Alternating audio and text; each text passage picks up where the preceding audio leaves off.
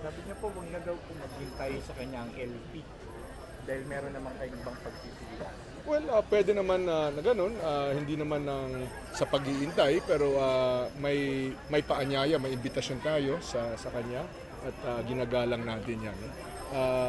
Ayon sa kanya, hindi pa siya handa na magdesisyon, so ginagalang po natin. Yun pa rin po kayo maghintay hanggang kailan po?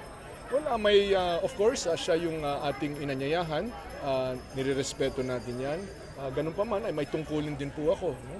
Sa koalisyon, sa Pangulo, sa lahat na naniniwala sa Daang Matuwid na magbuklod ng isang malakas na ticket at malakas na kandidatura para nga ipagpatuloy natin, para ipaglaban natin itong Daang Matuwid. Malinaw na malinaw ang batayan na inilatag ng Pangulo sa kanyang pag-endorso sa atin, sa ating ticket.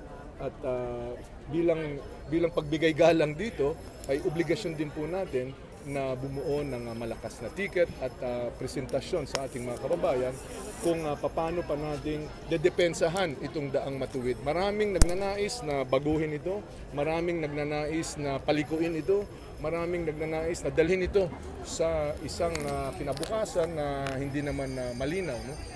Para sa atin na naniniwala sa Daang Matuwid, diretso ito, may patutunguhan ito, naranasan na natin ang katas o ang bunga sa ating pagtatahak ng Daang Matuwid at yan ang ating didepensahan, yan ang ating itataguyod. Sir, Senator Poe is saying parang nararamdaman niya na may mga LP din po who are behind parang the attacks against him.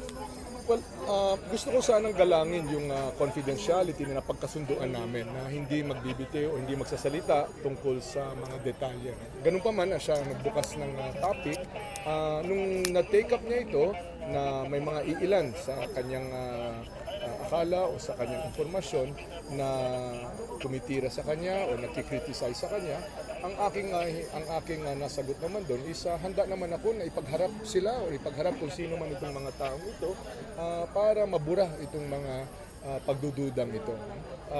So yun at yun lang. I want to honor yung aming napagkasunduan na hindi magsasalita tungkol sa detalye ng aming pag-uusap. Sir, may kinalaman po ba ang LP dun sa kay Rizalito David? Lilinawin ko lang, no? Mata sa mata, hindi ko kilala si Rizalino David o wala akong alaala sa pagkakilala sa kanya. Wala kaming kinalaman, wala akong kinalaman sa kahit anong inihain niya laban sa kay Senadora Chris. Between Sunday and today, have you spoken to the LPs about these concerns that Senator Poe? Yes, I have no, not since Sunday. As you know, we are here today and we were preparing for today. We had a long cabinet meeting yesterday.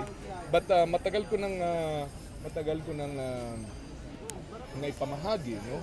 Yung prinsipyo. Ako naniniwala ako that the way you run is the way you will govern.